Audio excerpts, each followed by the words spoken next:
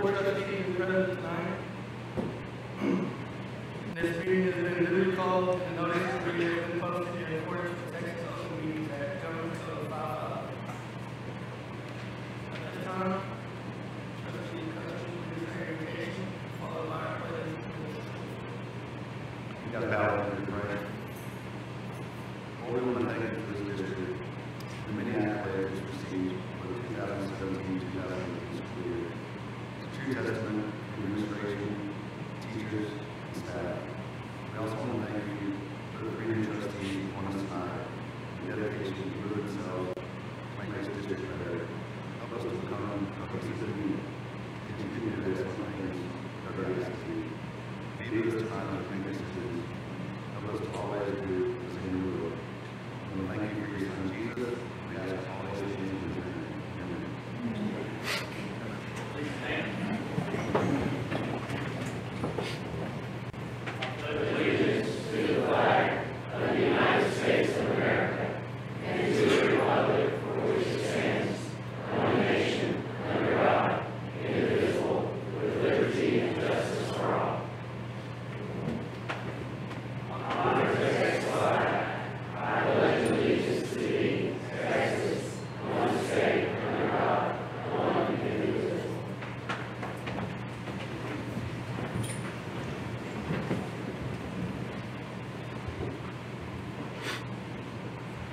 At this time, I'm going to read the list of the May 5th, 2018 legislature.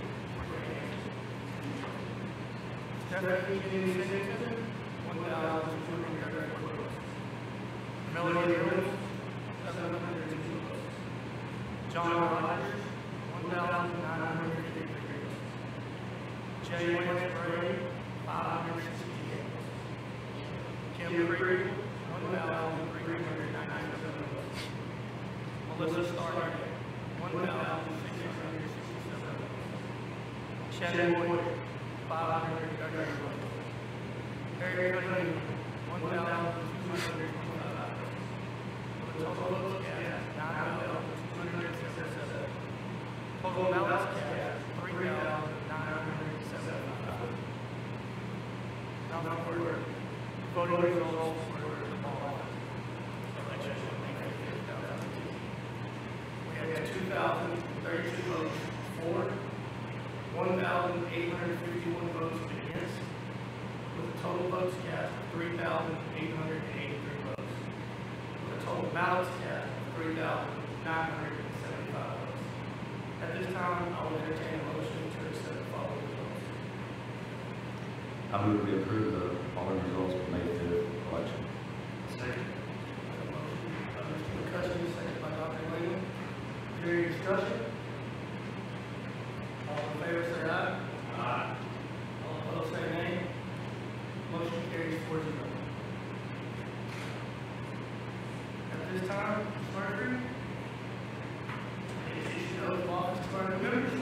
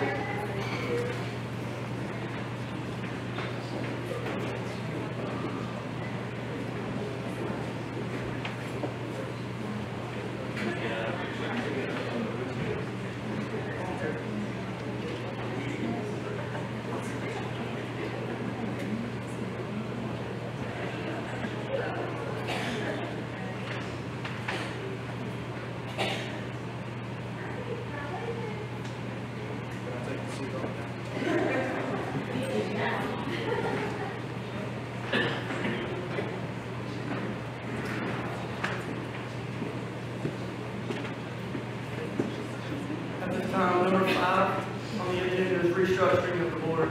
Board, as you know, we need to elect 3 new officers. We need to elect the president, the vice president, and the secretary. I will go in that order. At this time, the floor will be open for nominations for president. Mr. Osgood, I would like to nominate you as the officer for board president, WSD Board of Trustees.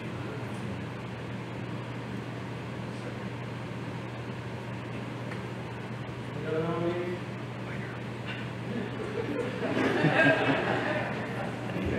I want to nominate Vice Board.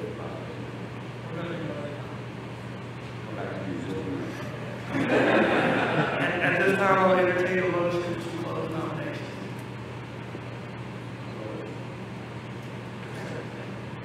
All in favor? Aye.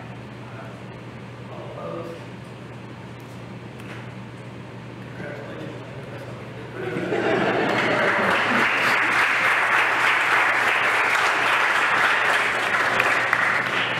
At this time, the floor will be open for vice president nominations.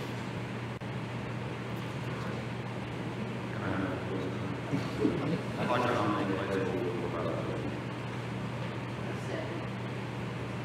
Any other nominations? At this time, I will entertain a motion to close nominations for vice president. So moved. Motion by Mr. Quayle. Second by Mr. Starley. Any discussion? All in favor, say aye. Aye. All opposed, say nay. Motion carries. Congratulations, Mr. Quayle.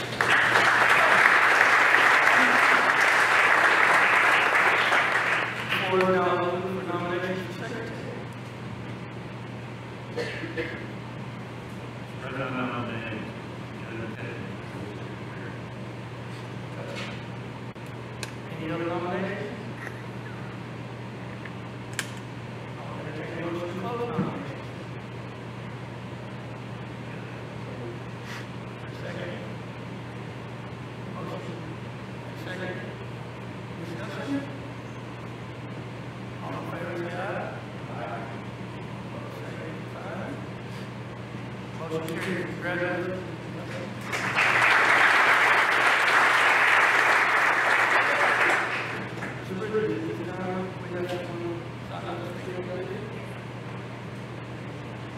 Ms. Amy Hickey. Please approach the podium, state your name and address for the record. You have 5 minutes and 1 minute mark on the video. Hi guys, Amy Hedke, 106 Vanderbilt. Congratulations, Waxahachie taxpayers. You saved $55 million by joining us to vote no back in November. When the errant Waxahachie School Board wasted thousands of dollars conducting an election back in November, trying to shove a ridiculous bond package down the throats of the community, voters rose up and voted no against schools, against an ag barn, and against an insane natatorium. They voted no to schools by nearly 60%. the district did not have the trust of the community to even build basic schools. Fast forward to this recent May election. The district has still failed to legitimately earn the trust of the community. So they decided to engage in violating the Constitution and breaking state law to extract the agreement of a bare majority of the voters. In their unprincipled determination to acquire the authority to build one basic elementary school, their inept leadership has exposed the district to a constitutional lawsuit that will cost the taxpayers tens of thousands in litigation alone, as you are held accountable for your egregious violations of constitutional law. This is a nation of laws, and when you violate those laws, the consequences are pursued in the courts. Note that of the 3 new trustees here tonight, 2 publicly questioned, publicly opposed the bond, the timing of the bond, this consideration of this bond, at the candidate forum. The voters are still defying the district through your own school board election. The approval of a new school reflects the fear-mongering from incompetent zoning, poorly planned spending of school resources, and wasted bond money from previous elections. Residents, take heed. The November election requested 2 elementary schools. You can expect another bond in the next couple of years for that second school. Be ready to hold this new board accountable to current spending practices and build a better board by planning to put in stronger trustees in your following elections to replace the ones who thought that violating the Constitution was a good way to win an election. Article 7 of the Texas State Constitution charges districts not with creating a jobs program for students, but in teaching them to preserve their liberties and rights. To that end, the district has failed to model the very reason for which it was created. They have failed to preserve the liberties and rights of the people in the foundational election process and instead demonstrated how to violate those liberties and rights. Know your line in the sand, folks. I promise you that it does not look like a 20-foot by 20-foot box painted on the ground at your polling locations.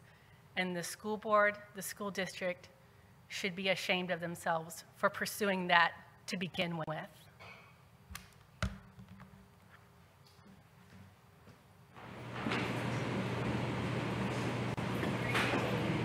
At this time, I would entertain a motion for a 5-minute recess to allow recognition. I'm sorry.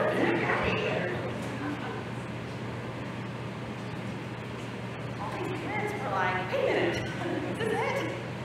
Good evening, board. And I am so excited to have a couple of large groups here to recognize this evening. The first group I'd like to call up are the Cherokee Charmers. Ladies.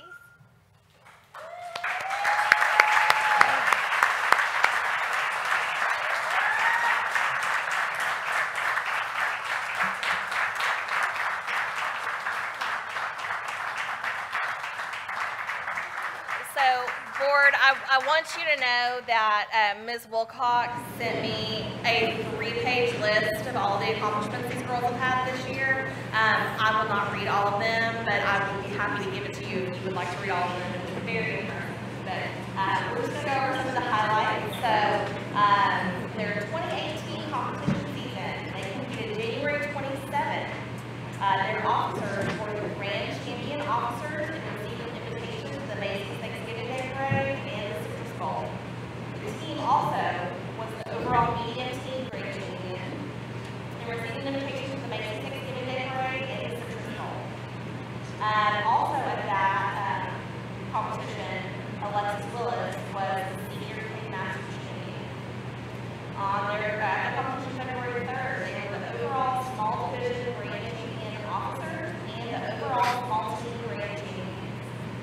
February 10th, Grand Champion officers medium division and Champion Circle medium team division.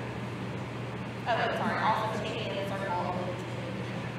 February 24th, they got the Officer Gold Award, Best Overall Position, Best Overall Presentation, Best Overall Choreography, and first runner-up Small Division Best in Class Officers. Team received Platinum Awards for Best Overall Technique, Best Overall Presentation, Best Overall Choreography, Best best overall decision. They were fourth place, best of the best team overall out of more than 25 teams. And we know how hard these young ladies work. We're very, very proud of them.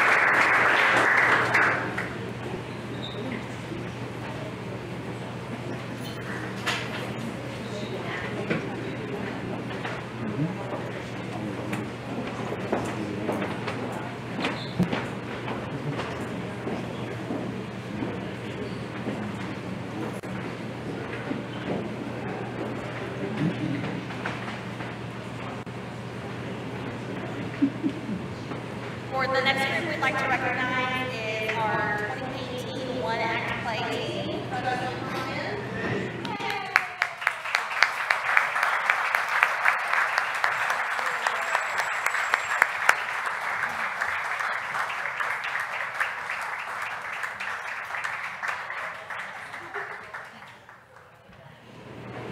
This year's One Act Play production was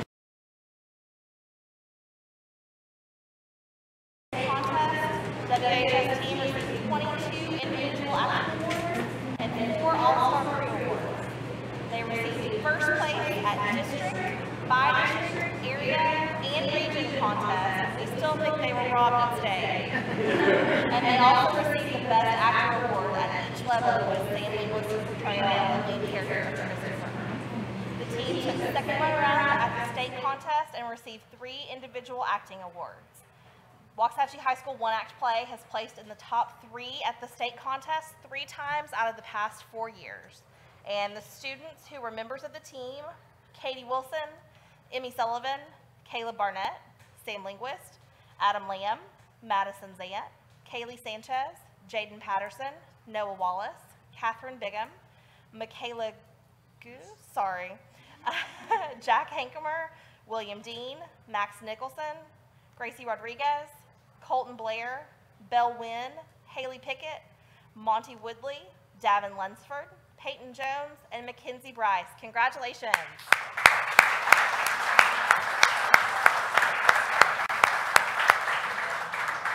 And of course, their wonderful coaches, Ms. Myers, Mr. Mulliken, Mr. Reynolds.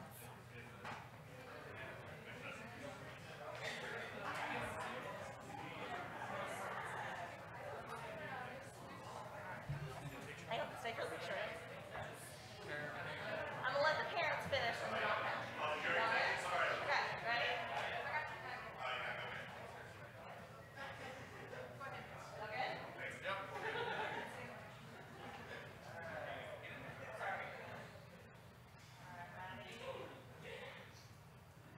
Great job, guys. Congratulations.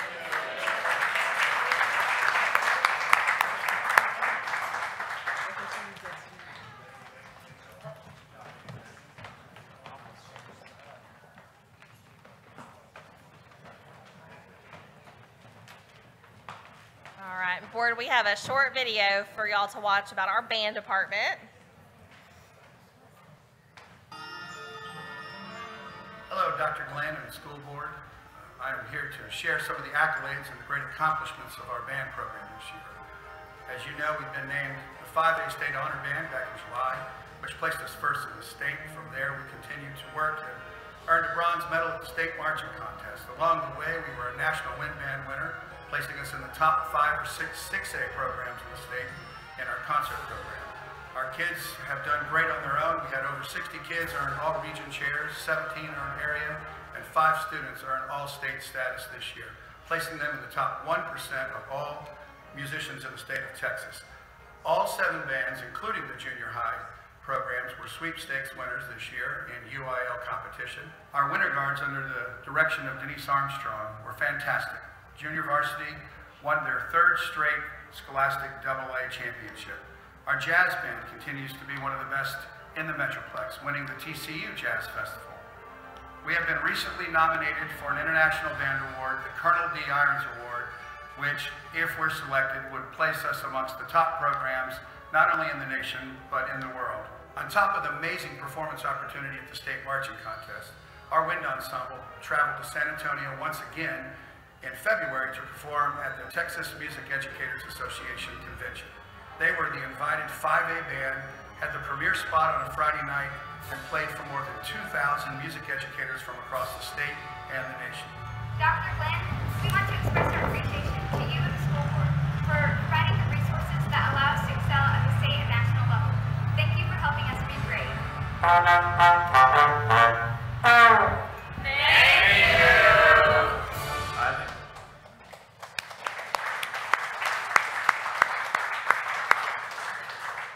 And board, for our final recognition of the evening, I'm going to turn it over to Mr. Alvenshine. Thank you, Mr. President and board. I have the distinct pleasure of getting to bring to you our Employee of the Month this year. And this employee is extremely dedicated, been a district employee for 12 years, came to us with 10 additional years of relevant experience, and has dedicated his career to taking care of the needs of kids, taking care of the needs of youth, and he does it very ably for us. He takes on every duty given. And our Employee of the Month, I'll go ahead and say his name because it's a whole lot easier just to acknowledge it than it is to talk about someone anonymously, but it's Eric Kyle, sitting back there with his family. Come on up, Eric. But we have, in the past 3 years, we have mushroomed his department from what it once was when he came and joined the district. With passage of the TRE, we added security to each one of our campuses, all of our elementary campuses. He supervises those employees, takes good care of the needs of our campuses, makes sure that the campuses can focus on what they're supposed to do, educating our students, while he helps keep it safe and keep it organized. His employees, they're not our highest paid employees in the district, but a lot of times they're the highest profile. He knows that and instills professionalism in his employees. He has taken on securing the new high school facility, taking on additional duties. Whenever you see him at a board meeting, you just know there's no extra pay for the duty he gives us. He's salaried, but he works all the time, securing our campuses, securing our buildings, taking care of our students, taking care of our staff. We greatly appreciate you, Eric, very much for the service you give us. So this is a small token to you as our Employee of the Month. Thank you.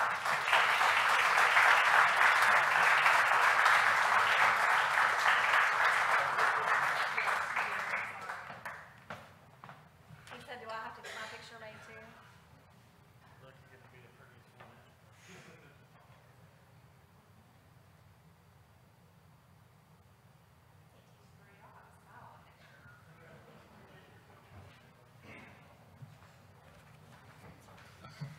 Thank you so much, board. Thank you, Ms. Bridges.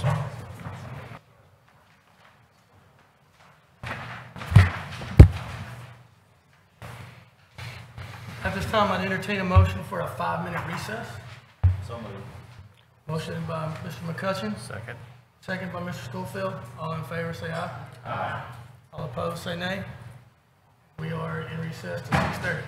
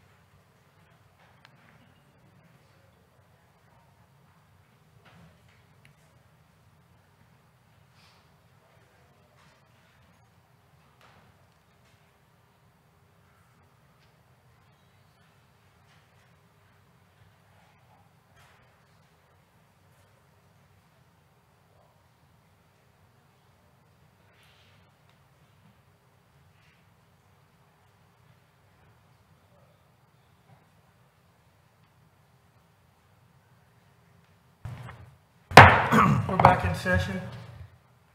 Item number 2 on our agenda is the consent agenda. Trustees, we have items A through J. We can take these all as one motion. If you have a question about one, we can remove, or we can take them individually. Are there any questions on the consent agenda, items A through J?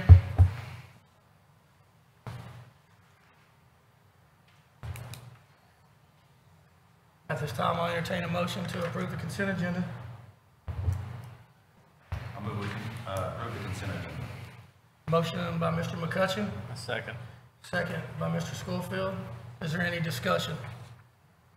All in favor, say aye. Aye. All opposed, say nay. Motion carries 7-0. Number 3, budget and finance, Mr. Calder. Thank you, Mr. President. Tonight I have a couple of items, a few discussion items for your consideration. First, I'd like to talk about the meal charge policy. In accordance with the 85th legislative session, which was not the most recent legislative session, but the one before, there were a couple of changes that were made, and the district, we've updated our charge policy to be in accordance with those policies, but we seek direction going forward at what the pleasure of the board would be for our charge policy. So a little bit of history where we are.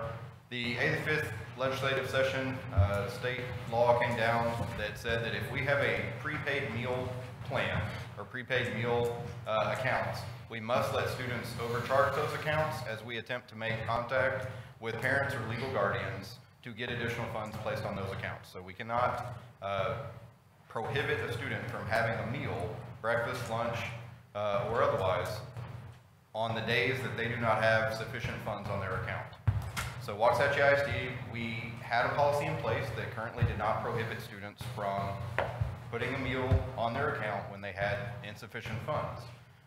So we're still fine in accordance with policy. We have noticed a significant increase this year, though, of student accounts who have a negative balance, and those do not get repaid back to a zero or a positive balance. In years past, we've paid about $2,000 out of the general fund to cover those deficits. This year, we're about $14,000 in student accounts that are negative right now through the middle of April. So my question to you as a board is, do we want to continue allowing students to charge those meals and just cover it with general fund money at the end of the year, or do we want to set a limit on students being able to charge those meals on an insufficient balance? Mr. Colvin, Yes, ma'am. question. You said out of the general fund, I thought that money came out of the cafeteria, out of the surplus from the cafeteria. So that's a good point. By law, by federal law, play with federal money, you have to play by their rules. The Child Nutrition Fund cannot use federal money to cover a deficit balance. So it's actually in the operating guidelines of the Child Nutrition Fund. So because we can't use surplus federal monies, we take it out of the general fund and make that transfer over to the Child Nutrition Fund to cover those delinquent balances at the end of the year. And isn't there a shaming policy? I've heard something about that. So, and that's another good point. We are not allowed to discriminate against students. So if you and I were both going through the line and one of us qualified for a free and/or reduced meal, no other student or employee around should know the difference between your meal and my meal. And so the meals that students are being given are the same meals. We do have a lower cost option that students are able to get when they have insufficient balances. It looks exactly the same as the full cost meal, except the main entree portion is a little bit smaller. It meets all the federal guidelines to be a reimbursable meal, and there's not a differentiation between the lines as to this is the insufficient funds line and this is the paid student line. So as students are going through, there's no differentiation. The only difference is when a student knowingly has insufficient funds, their main portion that is served to them in their tray is actually going to be just a little bit smaller than other students. Most of our students, as they're going through the line, are not going to know the difference, though. That seems very difficult to me to keep up with who's getting the free food. So at this point, as a district, parents, if they choose to go online, we use the My School Bucks program. If parents choose to go online, they can set up a low balance notification for their students, and it works actually for all of their students. You can set different limitations for different students if you would like to. So within that, in my family, I have a kindergartner who can't get a snack and a fourth grader who can get a snack, so I'd set my limit for a low balance notification on my fourth grader a lot higher than my kindergartner, knowing full well that one's going to spend an extra 70 cents every day getting snacks through the line. Beyond that, as our students' balances get low, the cafeteria workers will communicate with that student that their balances are getting low and they need to talk to their parents about getting additional funds put on their account. When their account does go to zero, the cafeteria managers start calling the parents or the guardians, whoever's listed in Skyward as the point of contact for that student. When the account gets $15 negative, we send a certified letter to the address that we have in Skyward as a good faith effort to show that we've tried to make attempts to contact the parent or legal guardian to let them know that that account is negative. Honestly though, at $15 in the hole, that's the end of our efforts to try to make contact with the parents. Since the district does not have a policy to cut students off from having a meal, there's really no point in us continuing to send those certified letters or go at it from that angle. So that's kind of where this discussion is. From a fiscal standpoint, the Child Nutrition Fund is its own fund. It's an enterprise fund. The intent of that, meaning the reimbursement from the federal government and the students who are paying, will offset all the expenditures of that fund. At this point, with an indefinite negative balance policy, that's not necessarily going to be ascertainable in that fund. So going forward, you know, that's where we're looking at for the pleasure of the board. Do we want to continue letting students charge in a insufficient funds scenario, or do we want to put a limitation? Mr. Calden, in visiting with Ms. Bridgers, our food service director, what is her recommendation? So if the board does establish a charge policy and a child, for whatever reason, their parents don't pay, is there an option where a kid could get an economy meal after they went past that charge policy? In accordance with the new guidance that's come out from the Texas Department of Agriculture, if we have an economy meal, that it has to be offered to all students. And so that is one thing that we could look into, is having an economy meal offered for all students. Her original guidance, though, would be to set approximately a $15 negative charge limit. And then from there, that would be, if students were $15 deficient, that would be not serving them a meal. Do you have any idea how many students have over a $15 balance now? What percentage? The percentage is small. The percentage is really small in terms of total students who are negative. I want to tell you there's about 400 students who have a deficient balance right now. The vast majority of that's going to be under 50 cents though. Our students who are negative $15 or more, I believe the number is 80 or 85, I believe is what Ms. Bridgers told me. So the number is relatively small in terms of students who have that large of an outstanding balance. As an aside though, we do have some students in the same family that are about $500 negative total as a family. So when we know that students have a negative balance, we try to make contact with them to let them know, hey, if you are qualify income related, you can qualify for free introduced meals. We erase all those balances if you do qualify for free introduced meals. So we're making efforts to reach out to them, but some parents have figured out that there is no enforcement on the back end, so they can keep sending their kid, and our policy does not prohibit us serving them a meal. I was going to ask that too. What's the root of the problem, do you think? Are they lazy? Are they taking advantage of the system? Are they just not able to pay? Honestly, I don't know, because in the past we haven't had a limitation, and it's always been about a $2,000 balance. I'm not exactly sure why this year that balance has exploded to about $14,000 in terms of negative account balances. I really don't know enough to tell you that it's from laziness or it's from a lack of communication or any other plausible scenario. And I'm sure you don't budget for that. It'd be hard to budget for that, right? It is difficult to budget for it, but in all honesty, with a $72, $75 million budget, we can find $15,000 to cover it.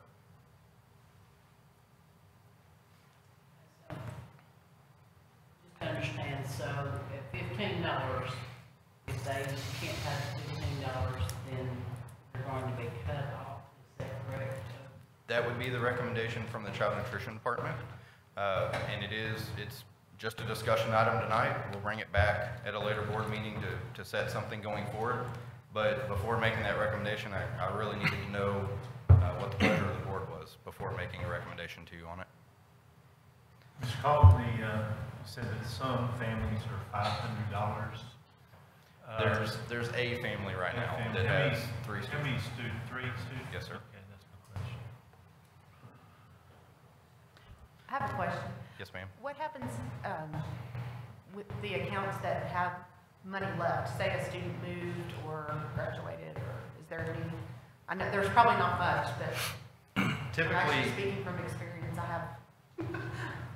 Typically, when students are leaving the district or graduating, so either leaving with moving or leaving with graduation, Child Nutrition does look up those balances and tries to get a check back to them.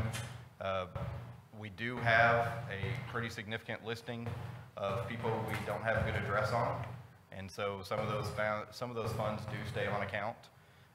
The same general thing works with our employees. If our employees take advantage of the prepaid account and they leave with funds on their account, we try to track them down the best we can. If we can find them, we're more than happy to give them their money back because we have no business holding on to it. A majority of these accounts, though, we're talking 10, 15, 20 cents.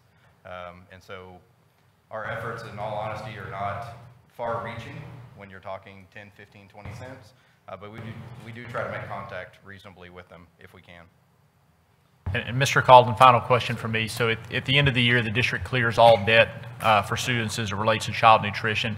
Is there any penalty incurred by the student? Do we hold report cards until debt is paid or anything like that? No, sir. It's my understanding that we are not allowed by state law to withhold a report card based on a delinquent food service balance. So the district does cover the delinquent balances for students. We do not cover it for staff members. Does the balance carry over to the next year? So if a child had a minus 15 at the end of this year, where do they start next year? If a child has a negative $15 balance this year, they carry over to zero next year. We'll pay off that balance. If a child has $20 on their account this year, it'll carry with them next year, and they'll have that same $20 when they come back to school.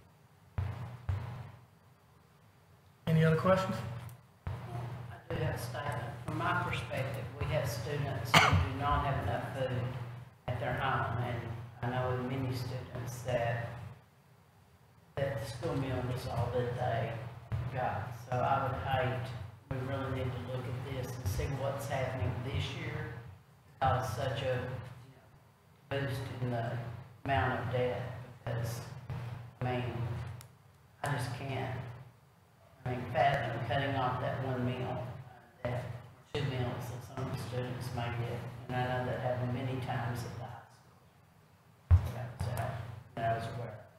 So we sent food home on the weekends with those kids. Didn't have nothing. Okay. I made a note on my sheet here to continue looking into the increase, or the reason for the increase in the negative balances, and we'll definitely do Something that. must have happened. Yes, ma'am.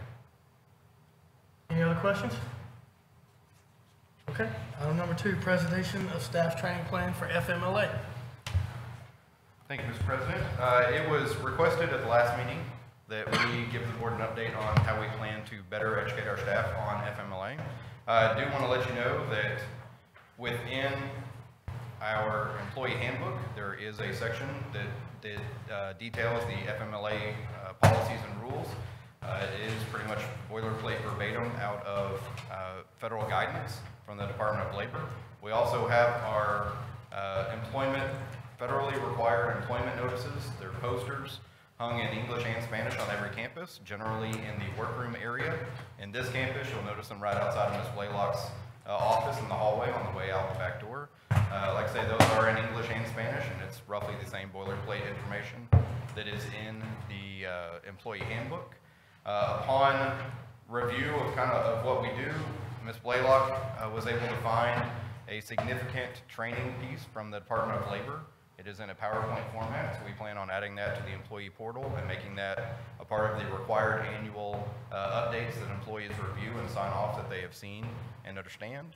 It is also our intent, and by our I mean mine, to go to every campus next year to a staff meeting and make sure that I'm available to answer questions that employees may have regarding FMLA leave policies, when to take it, how to take it, and who to contact.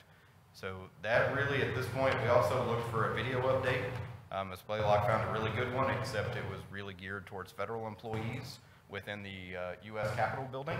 So it was a little bit confusing trying to adapt that for our employees. So we're still going to be looking out. We're going to reach out to the Texas Association of School Boards or TASB and see if there's any training materials like a video format that they might have that might be a little bit less than the Department of Labor slides, because it's about 70 slides that we found. And so if we can find a good 2 or 3 minute video, we may push that out to employees as well, just to give them another way to try to learn the options that they have under the Family Medical Leave Act. Mr. Collins, what page was that on? Because I did go through them for honestly, I don't remember. I know earlier when I pulled it up online, I just did a find query, and it did not come up immediately when I did it. I know it's under the compensation and benefits, and I want to say it was maybe the 6th page under compensation and benefits. It does start roughly at the top of one page and spills over to the next of a page as I was looking at it on my computer this afternoon. I couldn't find it Okay, today. and I'll be happy to get those page numbers for you and send them to you. Okay. Any other questions? So are we having an issue with FMLA as far as the understanding by the staff? In other words, if there's a particular area where there's confusion, is there something we can create in-house to address maybe some of the high points of that confusion? I believe the greatest confusion we're having right now is what qualifies for FMLA coverage and how I go about requesting protection under the Family Medical Leave Act when I have one of those qualifying events.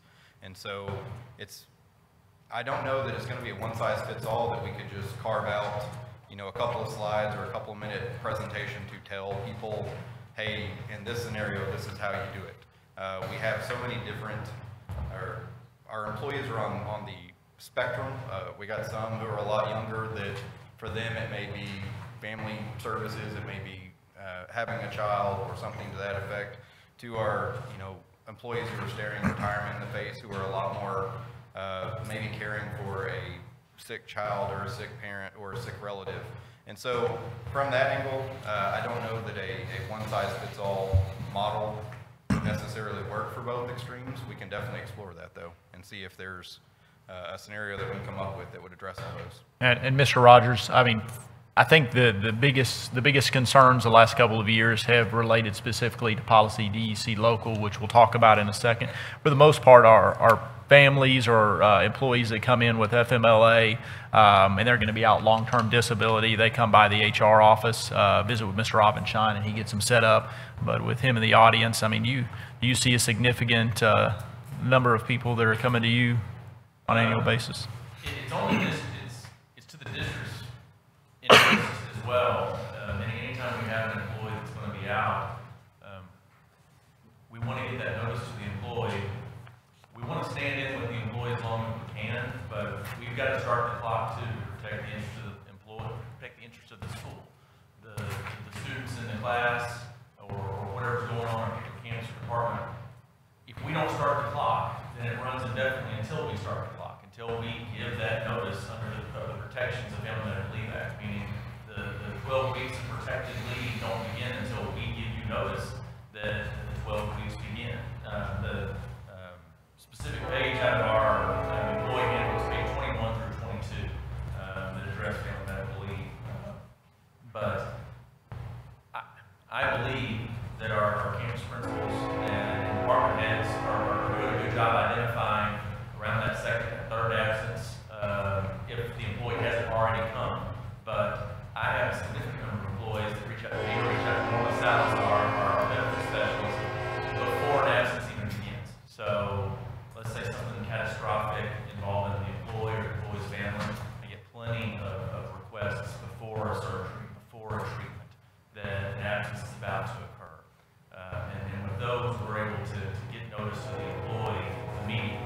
In addition to FMLA, there's also temporary disability leave through the state for professional educators, and that actually lasts longer than FMLA. It lasts 6 months, but it can't be used intermittently, meaning it's once the clock starts, then for 6 months it runs and then it ends. That's TDL, temporary disability. The FMLA can run intermittently for a year, meaning that 12 weeks time, those 60 work days, they might be used all at once, they might be used throughout the year. I believe that our employees have been notified, but where we can do more, we're going to do more. And so that's why we're going to add a piece. We do, I believe it's 12, more or less, but 12 PowerPoint slides at the beginning of the year that our employees get as part of their employee training. We will add an extra piece on FMLA. That's what Mr. Collins did. Thank you, Ms. Robinson. Any other questions? Okay, item number 3, approving an external auditor for the 2018 fiscal audit. Mr. Colvin. Thanks, sir. Typically, at this point in the year, we're receiving our engagement letter from our external financial auditor. And I know that in previous boards, it's been a topic for discussion about possibly rotating our audit firm. So I bring it to you tonight as a discussion item to kind of get the pleasure of the board. A couple of things that I would tell you, our current auditor we have been using since the 2003-2004 fiscal year. They perform about 31 school district audit engagements in the state of Texas. That's the 5th most audit engagements in the state. I give you that information as a mere matter of their competency in terms of doing school district engagements. Also, would let you know that as with any audit, we produce a set of financial statements, and the auditor goes through and looks for supporting evidence and documentation for every one of those numbers. So it is a lengthy process that auditors go through to make this happen. All audit engagements are reviewed by the TEA as they're submitted for a desk review. They're also subject to federal review for any of the grant funds that we've expended, and they're also subject to peer review by the Texas State Board of Public Accountancy. So all that to say, our auditors that we have been using for a while, they are independent of the district. They are required to be so to continue that engagement. And but I know that that has been something that the board has considered in the past, so I would ask for your input and feedback going forward. Any questions? I have one.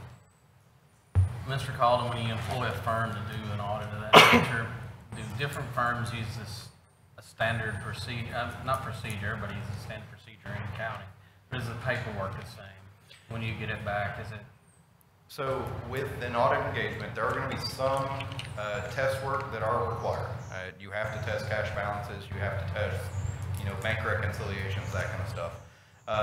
Past that, no. It is up to the auditor to come up with differing and intermittent testing to go into the areas that they feel are most concerned or most worthy of review within a district based on district procedures and guidelines.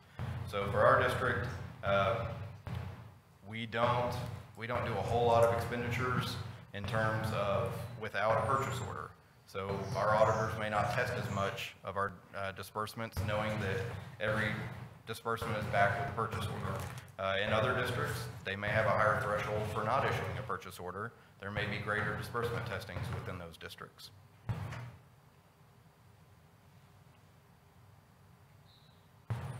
Any other questions? What would be the negative of bringing in a different audit firm, a fresh set of eyes to look at Yes, this? ma'am.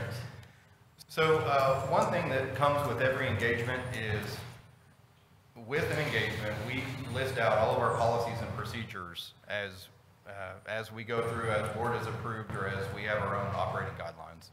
So with a new auditor in, they're trying to catch up and learn all of these and do their test work to ensure that we're doing it. With a more tenured auditor that's been doing the same engagement, their tests are different because they're not relying on our assertions that this is what we do.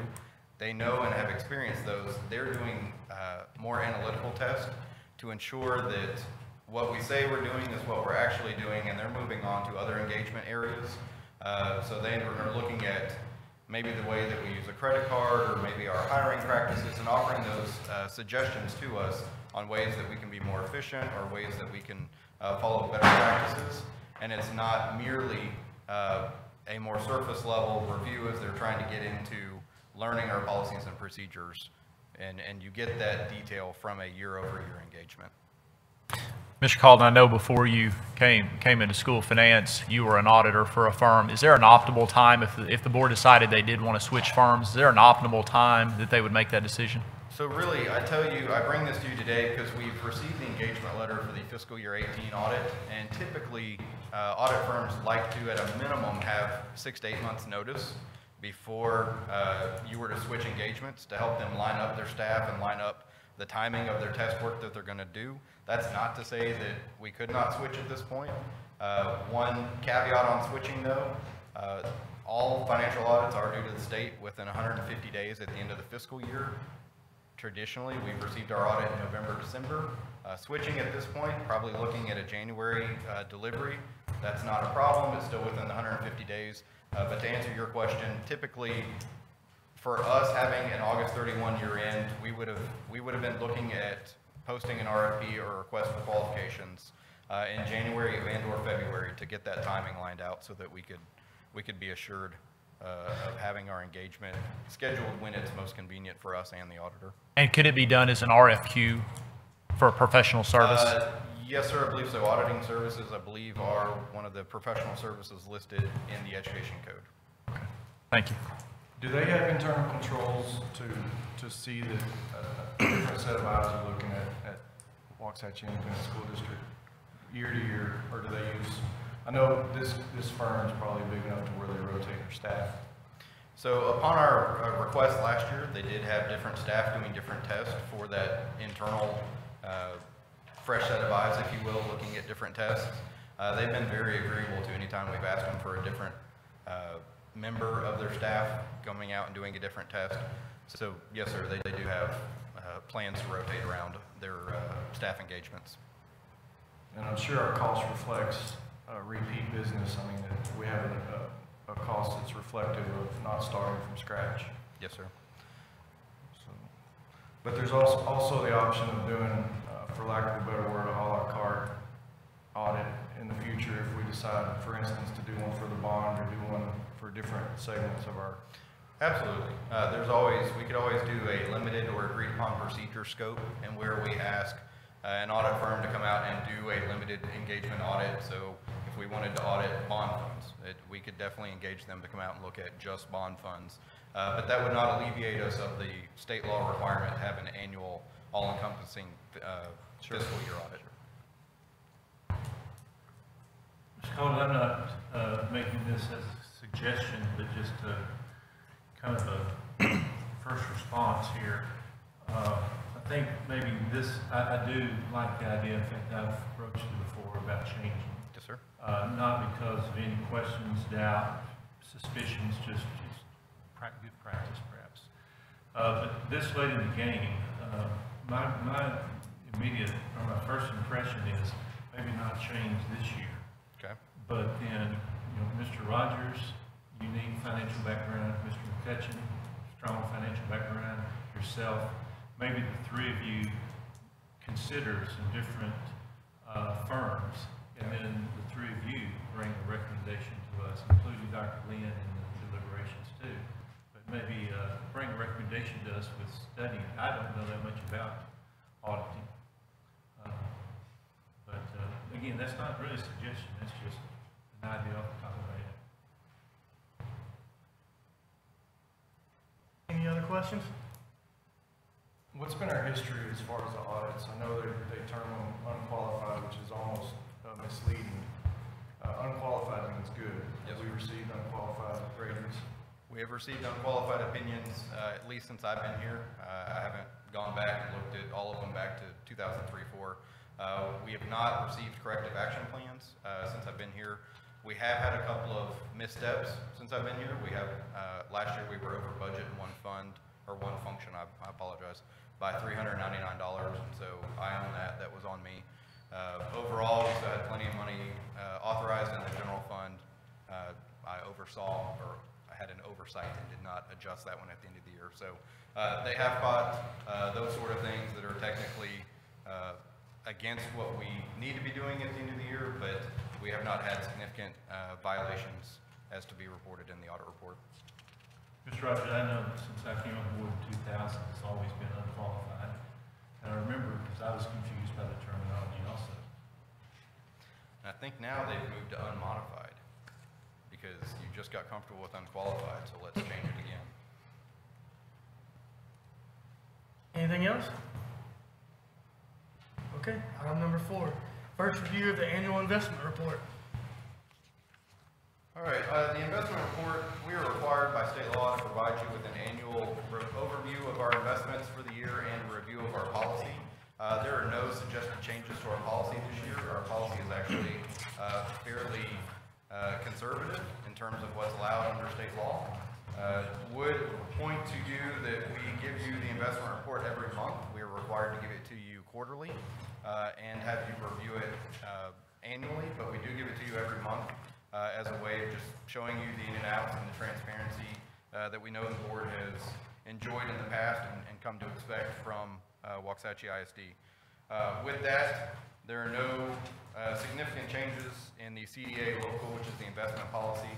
And with that, I'll take your questions, comments, feedback. You just briefly, I know you put in there some of the transactions as it relates to interest. You want to briefly talk about the interest accrued over the last year? Okay. Our interest revenue has been going up recently, which is a good thing. One thing when it comes to public funds, our requirement is safety and liquidity before use, and it's specifically written in state law that our factors are safety and liquidity, and then yield. And so yield is not a main going factor for a district, according to the state. To the state, it should be safety and liquidity. So the majority of our investments that you will see are spread through FDIC, our local depository, and then into intergovernmental investment pools ran through the authorization of the state of Texas. So as those investment earnings and the yields come up in those pools, you'll see our average yield earnings come up as well. Our average rate of return for the portfolio for last year was about 1.15%, and the average rate of return on a 91-day Treasury bill was about 1.2%. So we were in the same ballpark as the Treasury bill, but we were a little bit behind it. Again, we do have some investments in CDs. We do have some fund balance that is otherwise going to be non-spendable that we do ladder out in some CDs, some 1- and 2-year CDs. We did a solicitation a year ago or 2 years ago on those CDs. And so those are coming up due now for maturity here at the end of this month. And really our intent is not to chase the yield. So we put our money typically in the pools and get the better yield. There are multiple pools that are offered. We do not typically dabble in the commercial paper heavy pools. I know that that's something that the board previously was not comfortable with, so we've stayed away from those type of investments. So most of our monies are in pools that are mutual funds and T-bill traded.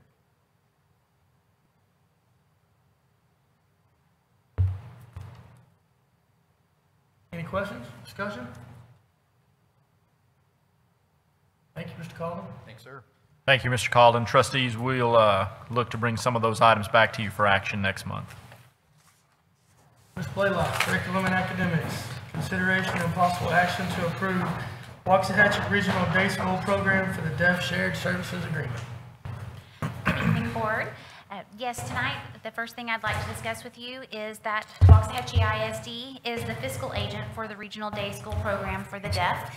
We, in our county, have a handful of students that receive these services, but most districts typically do not have enough students for them to warrant hiring their own individual to service those students. So Waxahachie ISD Special Education Department has fulfilled that service for 8 different school districts in our area, one of which is a consolidated group. If you, in your board packet on page 3 of that agreement, it details exactly what our responsibilities are. Some of those which are to make sure that we provide the itinerant teacher to provide services within the member district boundaries, including our own students. We ensure their employment, their certification, administrative costs. We also oversee the budget and any reports that are required to be turned in to the state for this service. At this time, it continues to benefit Waxahachie ISD for us to be over this cooperative. And this agreement is being brought to you at this date because they've had to make some updates as some districts have changed their status within the group. And so we wanted you to put your eyes on it and to recertify and agree to this services agreement. Any questions? At this time, I entertain a motion.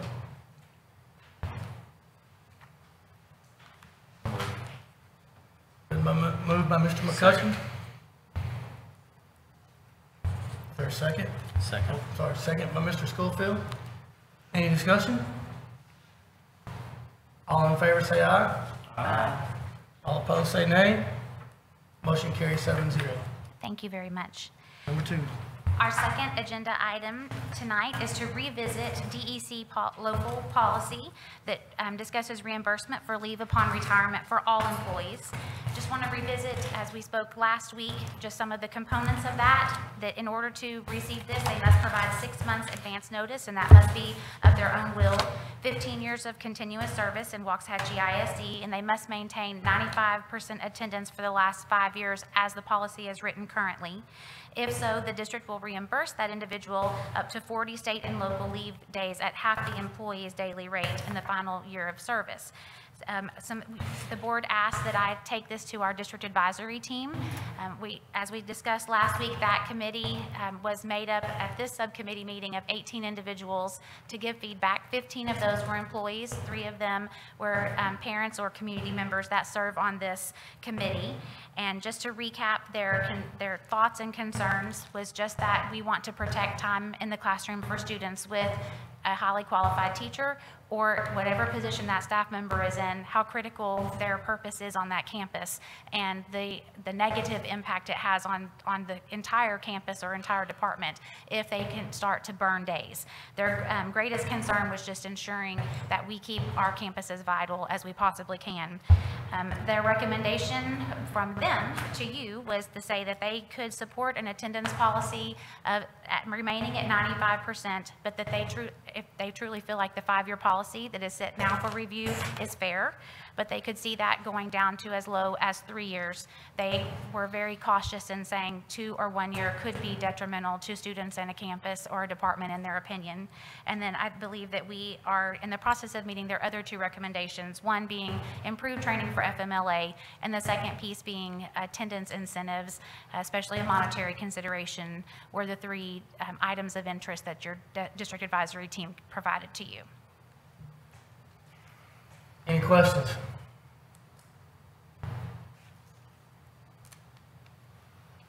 Basically, we're going to change this policy from a 5-year to a 3-year. That's the main change, a recommendation.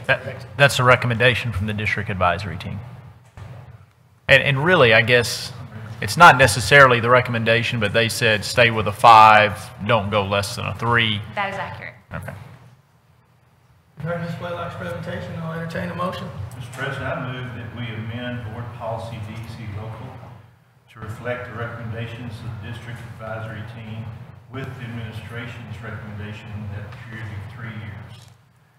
That this begins the 2018-2019 school year. Is there a second? Second by Mr. McCutcheon. Any discussion?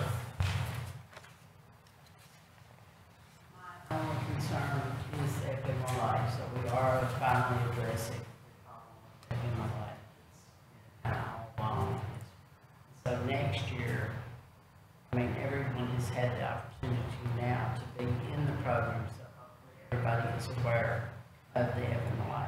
Yes, ma'am, and that's a good point. That was part of the commentary of the district advisory team is we're almost at the end of that 5-year cycle next year, and they feel like at that point in time that we should very much be able to hold people accountable for that. But I took their feedback to heart that they did not feel like they had substantial training on that. And so I feel like Mr. Calden's plan, the Department of Labor PowerPoint is lengthy. I think it's 63 slides long, but it is very detailed and it gives you a point of reference. If you have questions specific to your incident or your situation, it lets you go get detailed information. I think their recommendation and request was to have someone who is knowledgeable come to their campus and be able to give that face-to-face feedback following a video or a PowerPoint, either one. So I feel like that's really applying ourselves in the way that the district advisory team requested of us. I have a question about the budget for this. How is this budgeted according to how much money is set aside for this each year, Mr. Colvin? So typically, what we have done over the last couple of years, in the first year, we spent about $67,000, and then the next year, $32,000, and then the previous year, $35,000.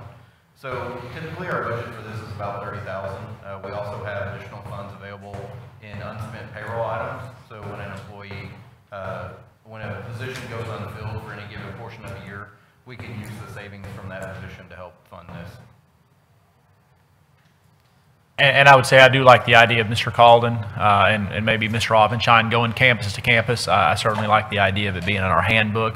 But also, if there's any way that we could have maybe an employee verification where they actually sign off. So something just short and simple, letting them know, hey, there is more information available to you. I don't think it needs to be an hour-long video because no one's going to watch that, but certainly I think just a quick synopsis. You know, here are the requirements. Here's what's available to you. Here are resources in the district. Something where they maybe have to click a button or sign their name, saying, you know, at least I understand the general concept of this, and I know where I can go seek more information if I need it during the course of the year. We can absolutely make that happen. Thank you, Ms. Any more Blaylock. discussion? Okay, we have a motion and a second. All in favor, say aye. Aye. All opposed, say nay. Motion carries 7-0. Thank you, Board. My third topic this evening is a staffing report update. As you well know, this is a very busy season for us as we are moving into opening multiple buildings. I want to give much of this credit to Ms. Lisa Mott, Director of Curriculum and Instruction, who has tackled many aspects of this from the HR to the curriculum side to make sure that all of our campuses are staffed. We've been very cohesive moving forward and have aggressively sought to work with principals and staff members knowing that they would be impacted by the many changes. So as we are going to look at some of the factors impacting our staffing, Jenny, I think it's a little light on the screen. Some of the critical factors are our demographic report from 2017 to 2027, that 10-year report letting us know how our campuses will be impacted, which is what led us to the addition of another campus and bringing on Wildman Steam Elementary. So that has greatly impacted how we've determined where staff needs to go. But unfortunately, it's not the easiest process, and it's not a foolproof process either. We have put much thought and energy into ensuring that we're as close as possible on staffing. This is not the year for us to have a lot of excess. There have been years in the past that due to other campus numbers, I could leave an elementary classroom at kindergarten with 14 children in the classroom. This will not be the year for that. We've got a lot of students coming, and redistribution of those is going to ensure that we maximize every staff member to the very best of our ability. But we have done that with care and a lot of heart. Some of the other factors are classroom square footage at Wildman. That is critical because some of the rooms are a little bit smaller than our average classroom. So we have tried to be very critical in thinking about the number of students that we will service in that room to make sure it's the best learning environment possible, which is why from the beginning we talked about that campus targeting an 18-to-1 student to teacher ratio. We know that if we have to, there are some rooms that we could put up to 20 students in the room and do that with solid, feel like we can provide a good program there, and Ms. Authier is aggressively eager for those students to get to her campus. In addition, we will be looking at the number of student applications that we are accepting at Wildman.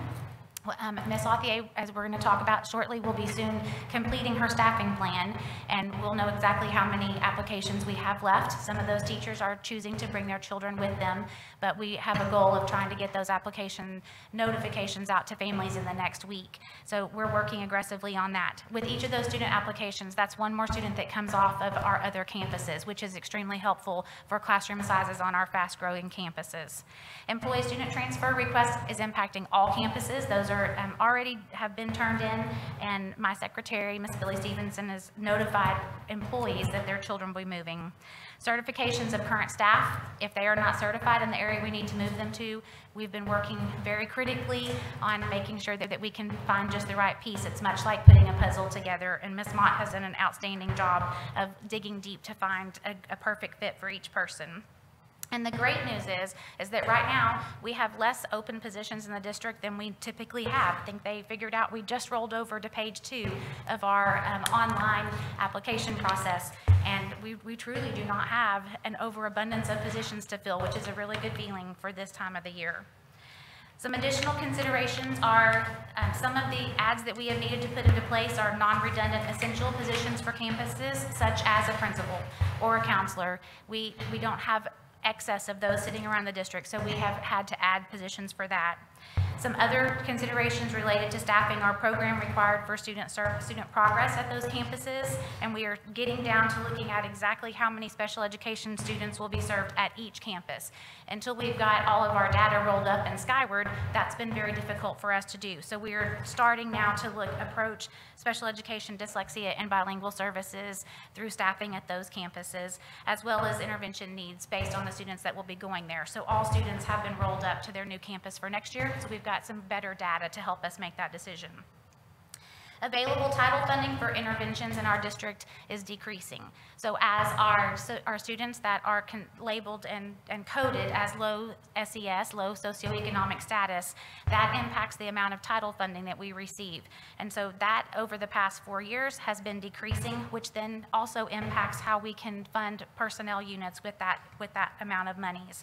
So as we look at how we will serve campuses this year, some of the ways that we have utilized those funds is reading recovery teachers and our intervention teachers for reading and math at the junior highs, as well as night school at the high school.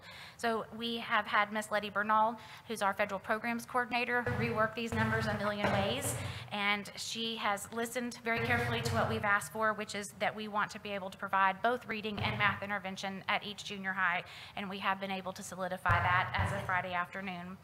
And then we, of course, will maintain our very high quality reading recovery program at every campus for next year. So that is great news for us.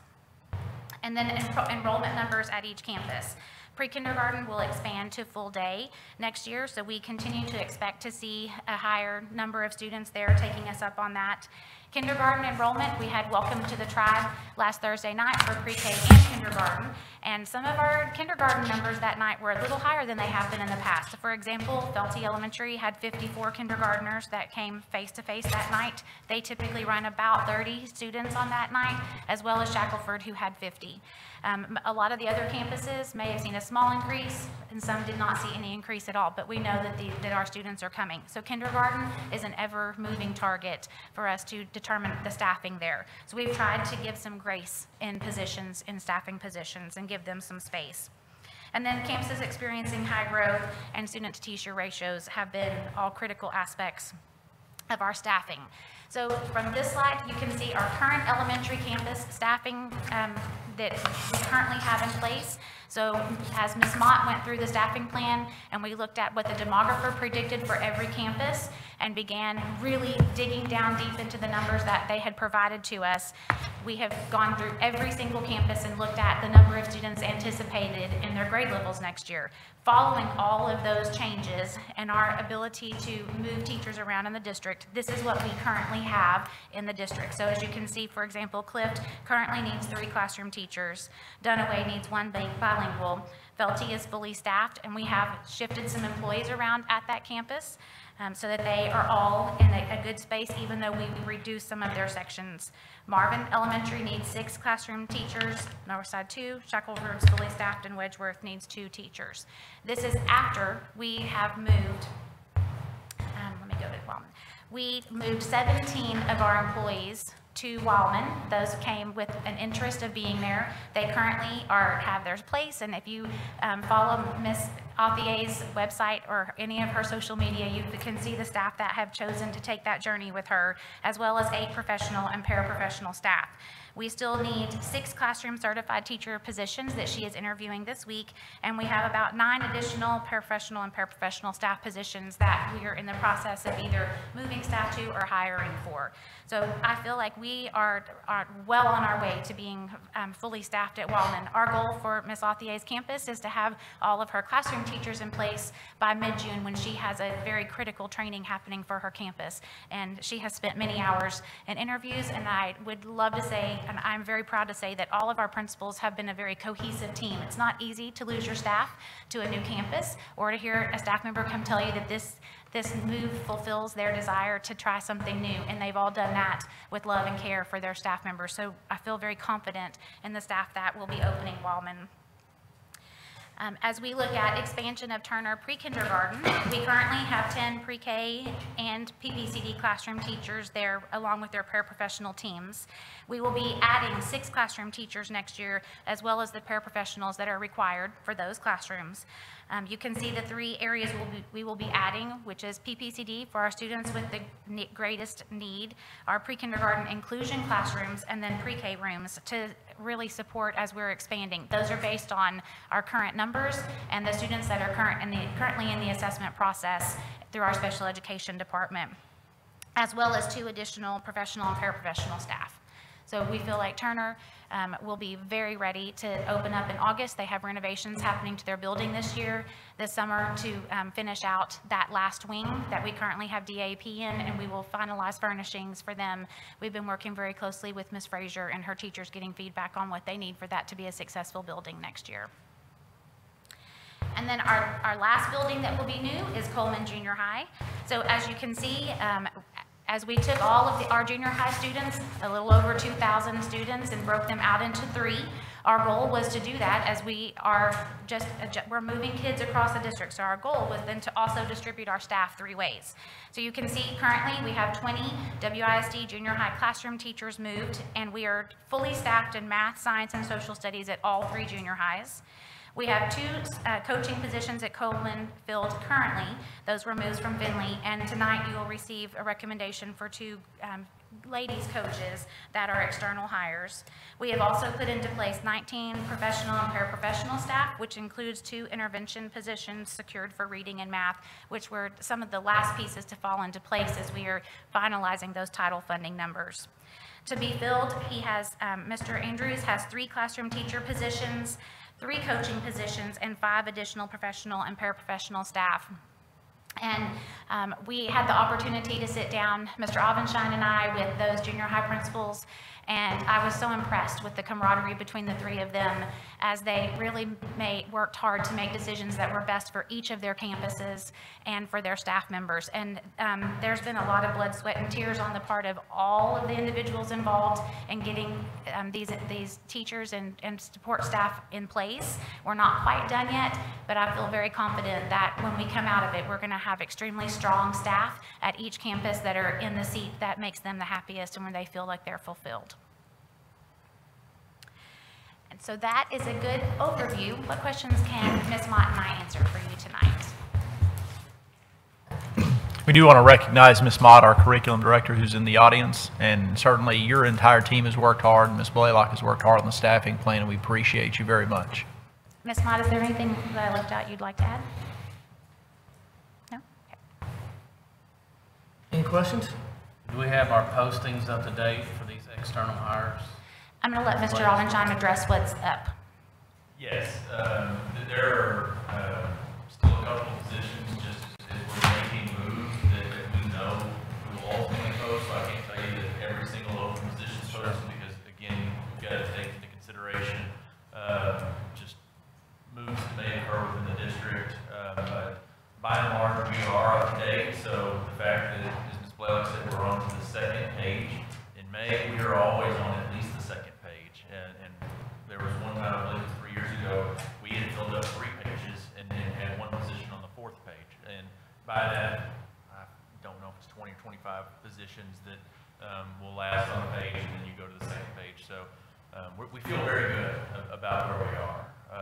In particular, just with our leadership, and I'm equally grateful to Mrs. Blaylock, to Mrs. Mott. We've worked very hard to at least map out where we still have openings, but to know that you've got a really good team already assembled at Wildman. You already have a really good team assembled at Coleman, in addition to the current campuses. In fact, you've got campuses now that are excited about looking to hire, because we wanted to make sure, as Mrs. Blaylock said, that we truly analyzed every classroom position of where we could maximize utility with the staff positions, where we needed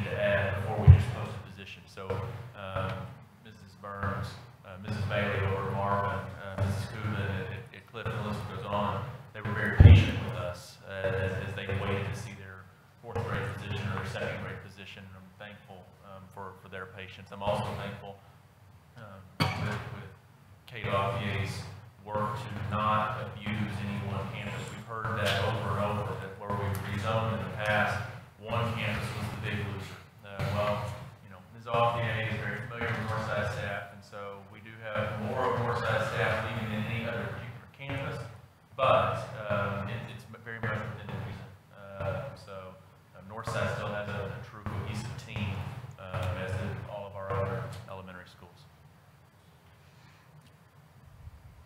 What are the projected class sizes? Because I'm hearing that there are class sizes across our district that are 32, and that's not optimal for learning, so how can we do that?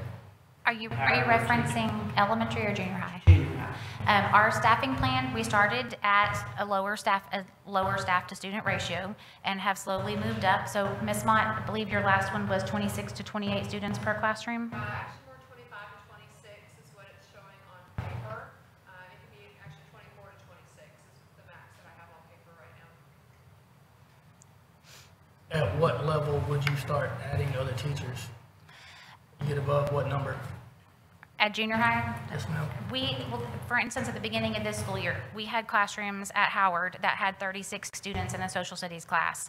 And as soon as we solidified those numbers, got students settled where they needed to be, Mr. Avenshine worked aggressively with that campus to get those numbers to a more manageable situation. So, of course, our goal is, I mean, if you were to ask me, I'd like them to be as small as possible because we know that that's best practice for students. But we were realistic as to how we can best serve students. So my threshold is probably a little different from Mr. Avenshine's, but we find a medium ground on that. And once we hit 30, we begin definitely having a conversation about what's best for that campus. I didn't see a staffing on the high school. How are we sitting on the high school? Do you want to address the high school? We've been doing very well, and in your personnel package, you'll see several recommendations. There are more recommendations in the agenda tonight. That's just because we had a meeting on Monday of last week, and so Tuesday, Wednesday, Thursday didn't have as many recommendations, but I got several on Friday, and we worked to get those recommendations to you. We wouldn't have another board meeting for another month, and so there are several recommendations for hire that'll pull down open positions. In terms of open remaining teaching positions, I believe right now at the high school it's less than 5 open teaching positions. So we're sitting very well for where we would typically be this time of year. We know that we're going to get some more resignations. It just happens. It's not because of a contract situation, it's just because of typical migration. Up until that first week of July,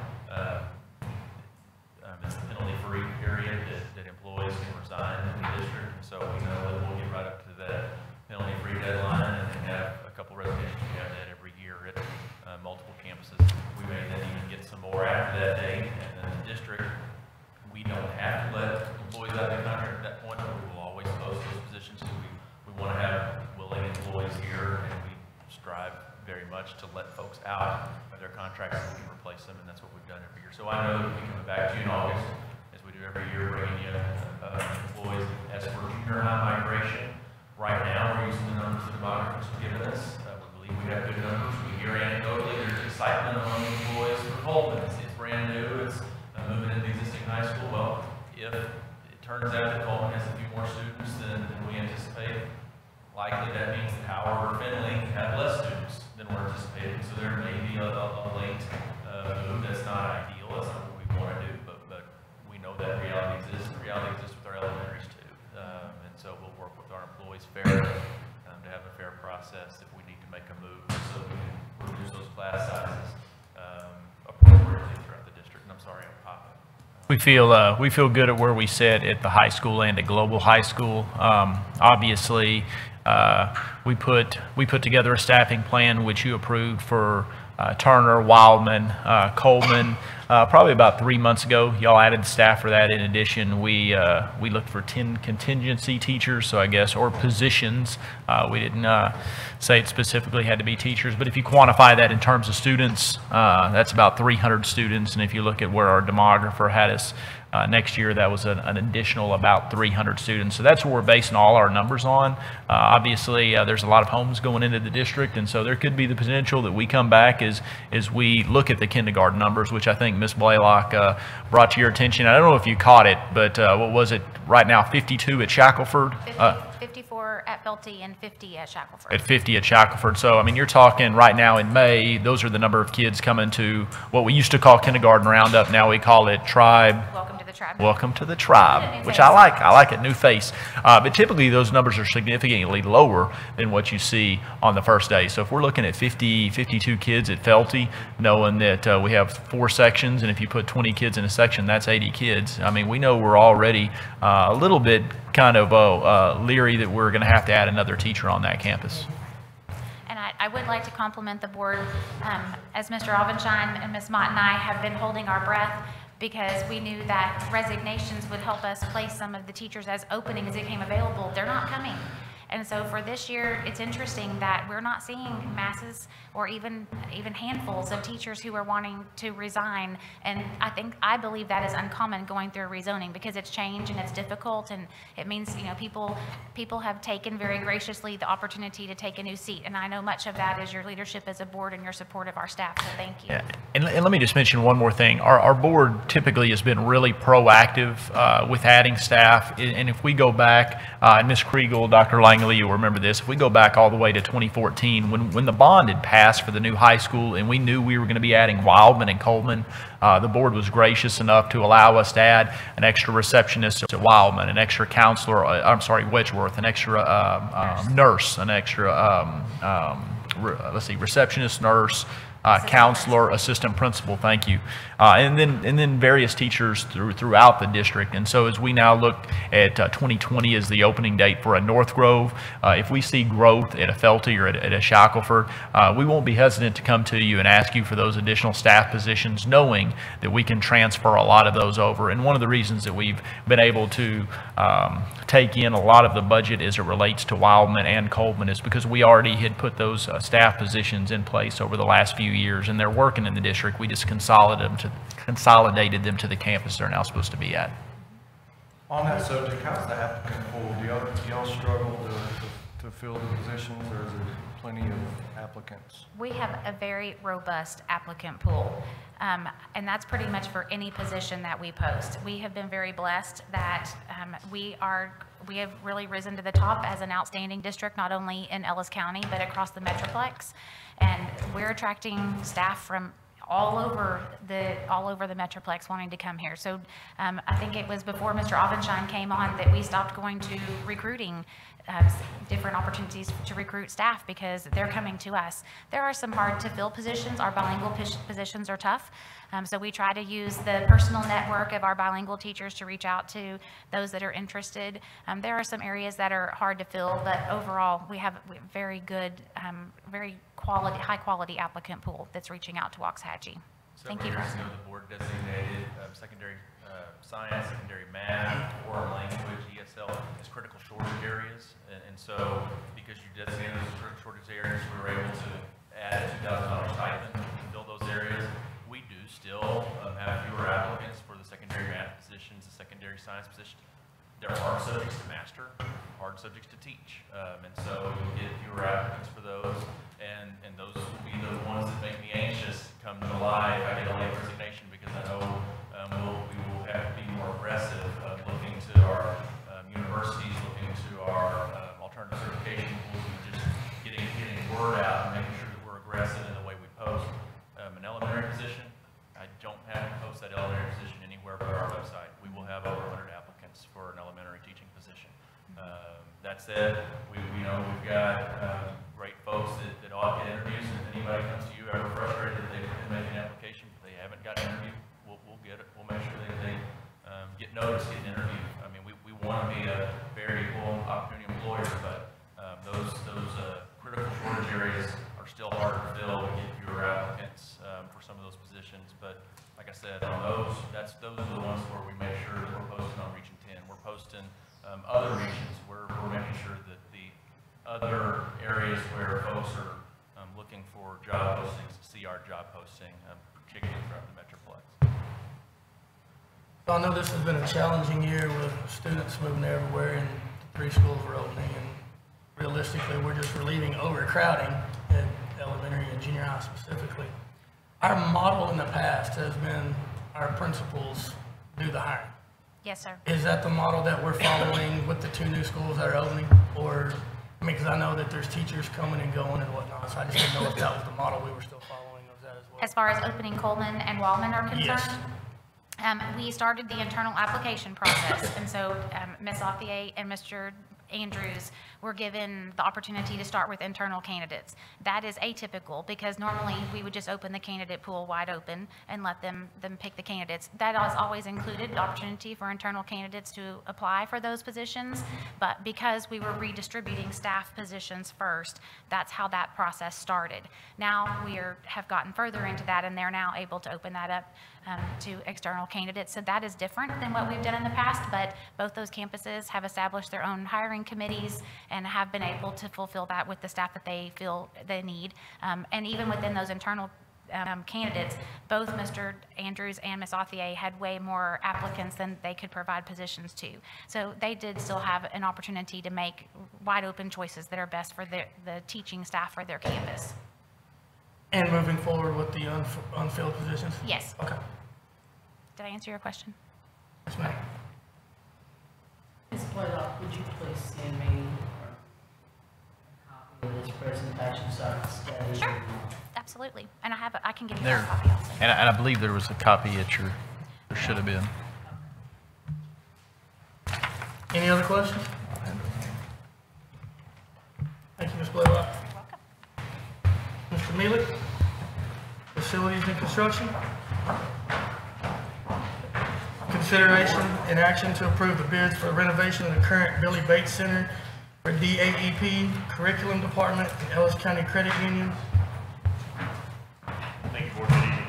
Just go over some improvements that have been designed for the DAEP. We just said basically DAEP curriculum departments that will be currently, or that will be housed in the Billy Bates Center, what is currently the Billy Bates Center. If there's any questions, we've got David Saphir here, our architect and Corrigan Architects. This is a layout of the current CTE Center, and this is where the renovations will be taking place. What you're looking at here is the future DAEP, which I'm going to call the southern hallway for CTE. You come down the glass hallway from the west, and you just go straight into this hall. There's approximately 10 classes with the possible addition of another class here. Basically what we'll be doing on this one is removing wall covering and sheetrock, replace marker boards, remove storefront for the cafeteria, replace the flooring, create new entryway, and add secure doors. So the new entryway will be at the eastern entrance, and that'll become a vestibule basically where the kids can come in, sit down, take off their shoes, be introduced to the security and everything, and then enter in through there.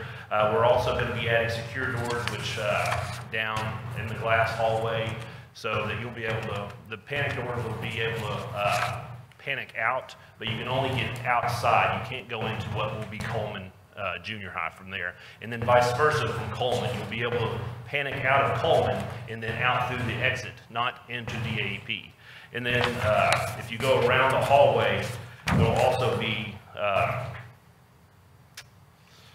in this area right here, there will be some doors that'll be secure as well that'll prevent the kids from going into curriculum. So those will be security with the badge code that'll prevent them from going into the curriculum area.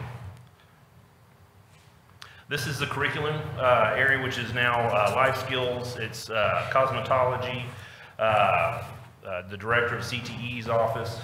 So what we'll be doing in there, we'll be removing walls, removing and replacing flooring, removing the hair cutting stations.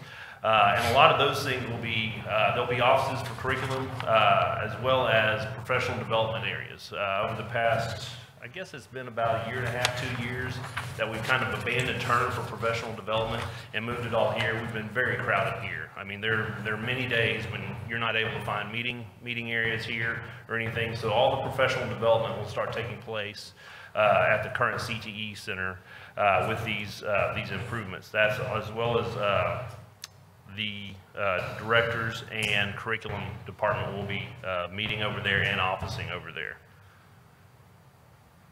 Are there any questions regarding those two improvements? Mr. Mealich, is there a contingency built into the $2.9 million? Yes, sir. I believe it is $102,000. So in addition to those two offices, we have an agreement with the Ellis County Teachers and Employees Credit Union that will always provide them a spot. It's been forever that this agreement's been in place. They've been in what I'm calling the old field house. It's not optimal. They've been in less than optimal situations, but what we'll be doing here is we'll be taking what is now the physics classroom in the CTE area where they teach aeronautics and physics down there, and we'll be converting that into the credit union. And these are the improvements that we'll be adding there. So basically where the public will access it where the greenhouse is currently. That'll be coming down in the next month probably, but they'll be accessing it there and park using that kind of driveway as a parking area. They'll have a reception area, office, conference room, break room, and then storage throughout that facility for different varying files and things like that. So I would say this, it's going to be a lot more optimal and a lot more efficient than the space they have now at the field house. And as you can imagine, they're pretty over the top about these improvements. So I'll answer any questions about these three projects. And just real quick, Mr. Collin, just to clarify for the board, as part of the 2014 bond, we allocated $15 million for the renovation of this particular building. I believe last month we said $1.7 million approximately had been spent to date. Is that correct? Yes, sir. We allocated $5 million for this project, and we've spent about $1.7 to date. Okay. So that'll put us just under the $5 million mark. Yes, sir. Okay. And so the total bid right now is $2,996,682. And that is through TIPS TAPS. That's an interlocal purchasing cooperative that Gallagher's bid through. You can find the recommendation letter in your packet from Lance Aaron, our consultant with Gallagher. And with that, I'll answer any questions on this project. How long do you anticipate this meeting the district's needs for that space? I think quite a while. In reality, I think from a curriculum standpoint, I think that gives them optimal location. They really haven't had that. Turner, it wasn't optimal. They had plenty of professional development room. They had collaborative areas where they could collaborate office space, but it wasn't large enough. So I think this gives them adequate space as well as with the directors. For the DAEP, we have the ability to go into that storage area that's just to the north of what is currently the engineering lab, Ms. Fire's class. So we'll be able to expand that as well. So I think this gives us at least 5 to 7 years of room for these two programs. And not only credit union forever, excuse me, Dr. Glenn. Credit union, I don't see that needing any more space for quite a while. And not only was it not optimal, it's really not safe because we house our DAEP and our daycare in the same building. Would you talk briefly about just the safety features? The current Billy Bates Center, which we're talking about here, and the Coleman Junior High are connected by a skywalk, and I know you have in place some safety features as well. Yeah, and I try to cover that. It's kind of a cumbersome area. But right here, this is what I'm calling, y'all aren't seeing that, are you? Okay, this is, well, I'm sorry. I'm figuring this out. Right, this is what I'm calling the glass hallway. So this way is to Coleman. So what you'll be able to do from this whole area is there will be panic bars on these doors. So we're replacing those two doors right there. There will be panic, so you can panic out and exit to the exterior of the building there. So that's life safety, so you've got to do that. But remember, there's doors down here that enter into Coleman. Those will be secured. So those will have a key card on them, so staff and things like that will be able to go through, but kids will not be able to go through. It'll be the same for these doors. Coleman kids can come out, exit here, and then exit to the exterior of the building, but they will not be able to come into these doors. They'll be secured with key cards as well. So staff will be able to access that as well. If you go to what I'm calling the north corridor, right here you have the same situation, and here you have the same situation. So you'll be able to, staff will be able to go through those doors, but kids will not be able to transfer between those two hallways to the curriculum or credit union areas through that. Do the key card doors automatically have the prop open alarm integrated? They don't automatically, but these will. Yes, sir. Especially the interior doors. These, Mr. Rogers, these and these, they will definitely have the alarm, the prop open alarm on those. Estimated time of completion? Okay, that's a very good question. This is our critical path right here. This is DAEP. We've got to get in there 60 days, I think 45 to 60 days. There's really not a whole lot of stuff that's going on, a lot of demo, things like that, but then replacing that shouldn't take that long. So I'm thinking 60 days, and we've kind of phased this with the contractors and saying, look, this is critical. We've got to get kids in here ASAP. This is curriculum. They've got a landing spot right now, so they're not as critical. So I'm saying this will be fall sometime, October, November. So, but the critical part is DAEP. We've got to get those guys in there middle of August. So it's kind of a phase project, just a prioritization of phases, really. So I'm assuming they're going to start May 25th, the day school? June 1st. Yeah, okay. Yeah. Mr. Wheeler? Yes, ma'am. You're saying DAEP, I assume you mean high school choice also? Yes, ma'am. Yes. Yeah, both those, I'm sorry, I'm considering both those as the same program down there. And there was $5 million we spent at the high school, so I'm assuming $2 million was spent on the main part of the building? Approximately 1.7 right now. So that was HVAC, painting. We're doing some more painting on the interior, but last summer we replaced all the HVAC on the entire building, as well as exterior painting on the entire building. And electrical panels inside the data panels. Yes, sir. Thank you. Updated all the electrical panels. Get rid of the mold? Getting there. The new HVAC is helping with that. Next thing are the foxes underneath. Yeah, well, foxes and skunks are getting along pretty well right now, so we don't want to upset that balance. Any more questions? So if I understood Dr. Glenn correctly, I'm trying to differentiate between what's budgeted and what's bond and what's additional. Yes, sir. So this was allocated in the 2015 bond? Yes, sir. Yes. All this whole package was, as well as the HVAC that was replaced last year and the painting. So all those things, all those improvements that are happening to Coleman are part of that bond. Coleman and CTE. Yeah, and just to back up and give you a brief history, Mr. Rogers, and we can get in more depth later. Originally, the Long-Range Planning Committee had identified that particular building to be Global High School. We were looking to grow Global High School in that facility. Given the size of Global, the board came back, was it maybe last year? April of 16. Yes, the board came back, made the decision to move Global into the current NGA building, which was going to house the 3rd junior high. So basically, we just did a flip. So rather than invest in, I guess we were going to kind of do like a vestibule or like a catch area or a commons area, similar to what they have now, where you go into the building. And it was going to, basically that $5 million would have been spent to redo the front. Now it's been kind of spread out over the entire building so that it'll catch the CTE, which we're talking about today, as well as redoing a lot of the outside where the plaster had cracked, everything. The entire outside with the so, and we'll continue to make improvements, and even above and beyond the bond. I think we've done a good job of trying to invest on the campuses. So you'll see us make improvements to the parking lot, probably do some painting out there as well this summer, which are just general. Will be painted as well, yeah, or at least from the cafeteria west. General maintenance. Any other questions? Okay. At this time, I'll entertain a motion. So moved. Moved by Mr. Schofield. Second by Mr. McCutcheon. Any more discussion? All in favor say aye. Aye. All opposed say nay. Motion carries 7-0. Thank you very much, Board. Next thing on the agenda would be discussion on delivery method, architectural services, and construction manager service for the new North Grove Elementary School. As discussed earlier, we did pass a bond for new elementary school. We talked about the growing pains that we're having from rezoning and everything.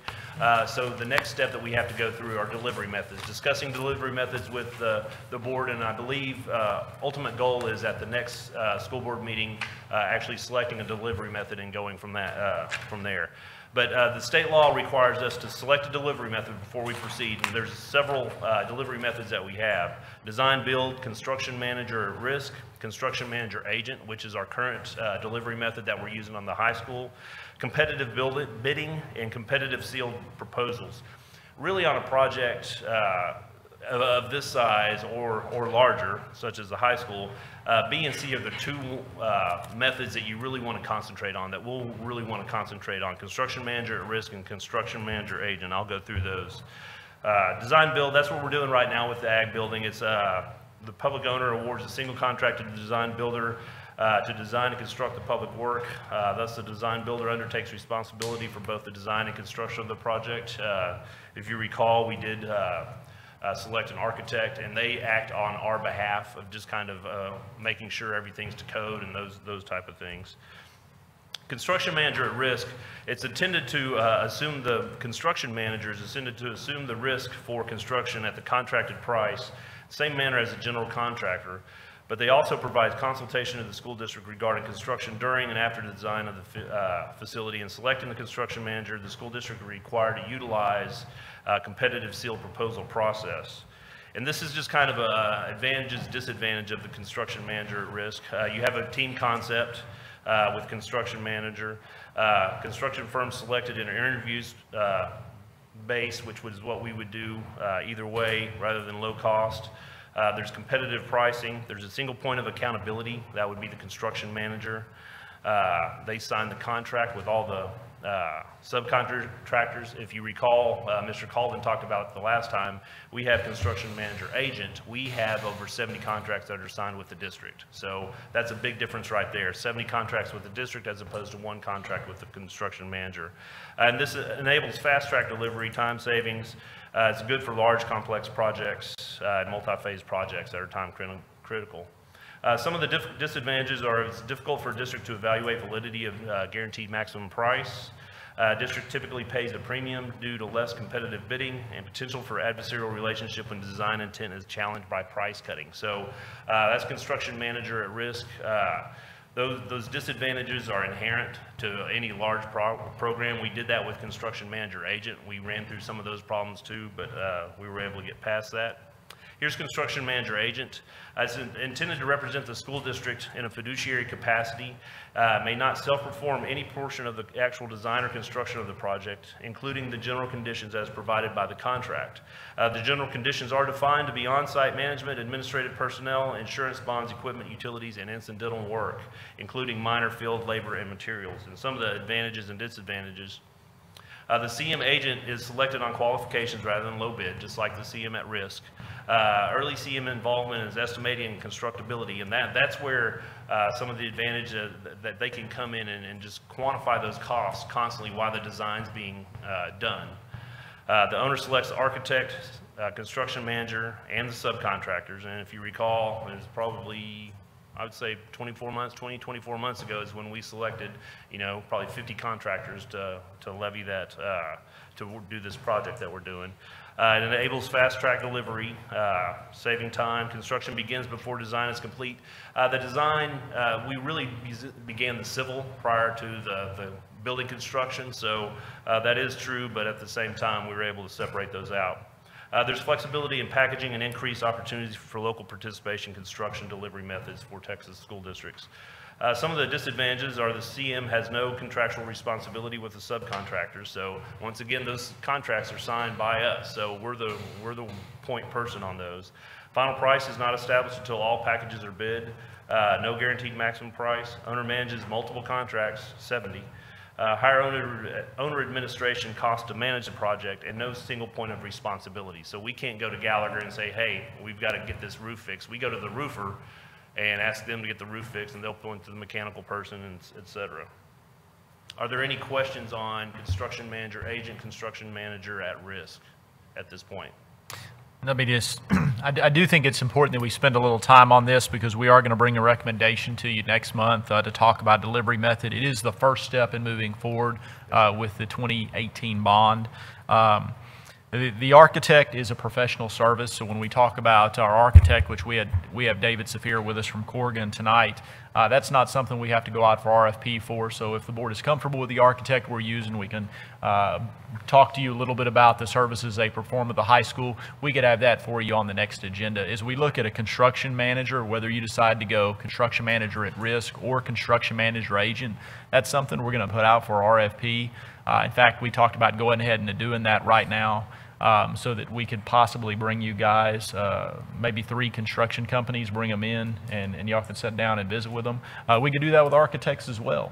If you're not comfortable staying with Corrigan and you wanted to talk about, or even if you were comfortable staying with them, but you wanted just to have the opportunity to speak with some other architects, we could do that as we go through the process. But ideally, we'd like to have a team in place by the end of June so we can begin the design phase of the new elementary. June, July. And do you want to speak briefly to as far as the architects? I know that the board is spoken about the idea of having one, I guess, stamp elementary school that we could change the facade on so that we're not continuously. Yes, sir. And that's not difficult to do.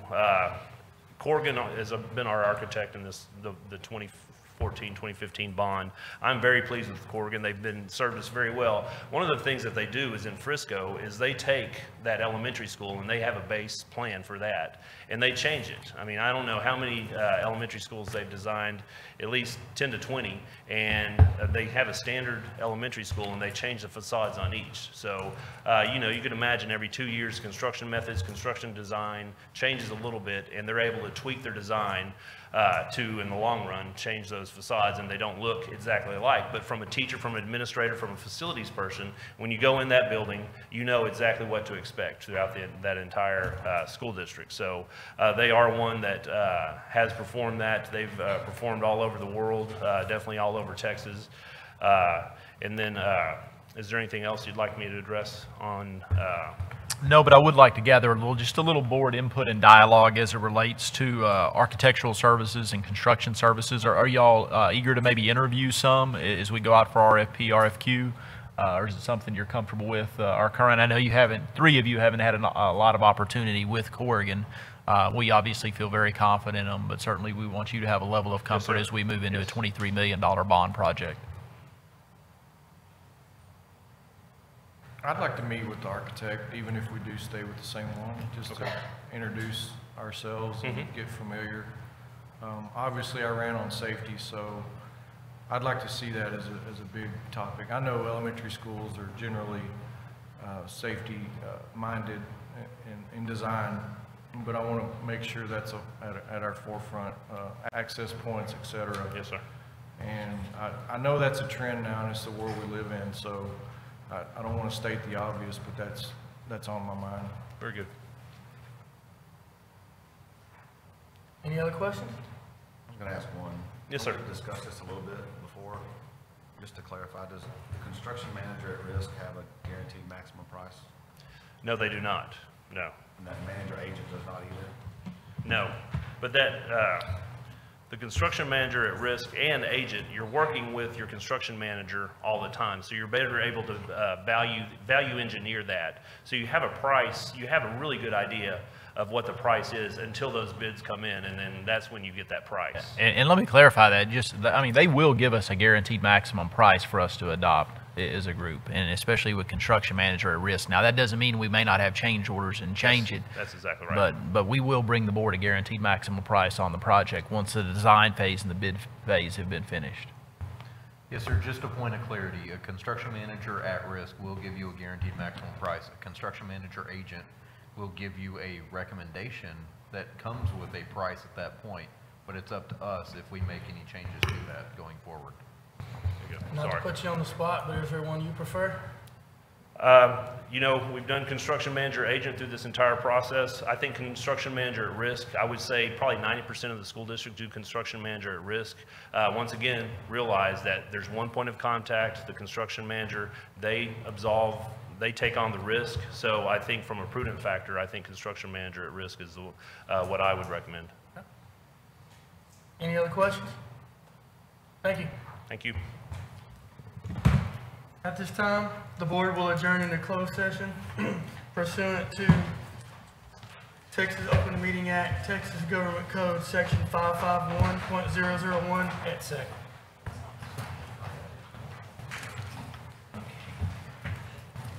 That's all I need to take in there with me? So you're thinking,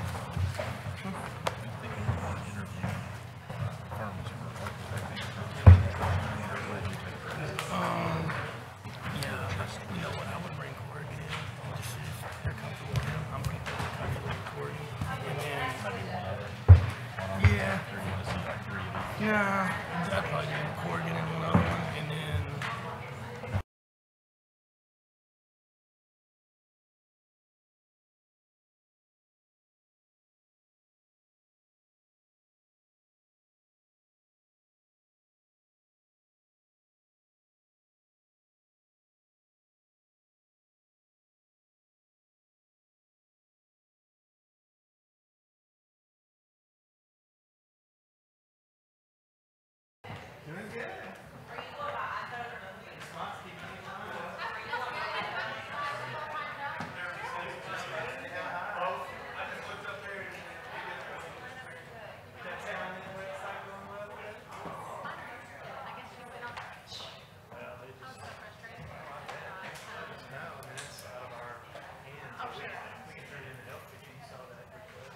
Yeah, I appreciate that. And it was going before the accident.